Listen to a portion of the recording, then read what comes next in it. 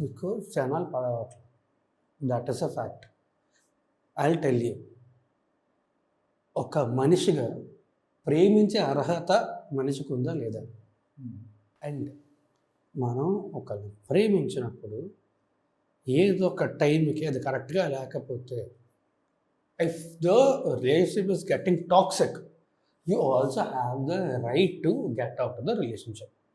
Right, it is you do కదా. లేదా జీవితాంతం దాంతోనే బతుకుతావు, అలాగే బతుకుతావు నువ్వు. దాంతో ఆవిడతోనే, ఆ అబ్బాయితోనే నువ్వు చచ్చినట్టు బతుకుతావు. ఇఫ్ యు ఆర్ ఉమెన్, ఆ అబ్బాయితోనే చచ్చినట్టు బతుకుతావు. ఇట్స్ బెటర్ కదా. It's you can't live in a toxic relationship for your whole life. So అదే చెప్తా ఇప్పుడు. అండ్ అండ్ అండ్ అమ్మాయికి కూడా ఏంటంటే, ఇప్పుడు if she wants to drink, she మందు తాగాలి, సిగరెట్ తాగాలి, ఇవి చేయాలి, ఇది కాదు. She have her rights. Every women has her rights.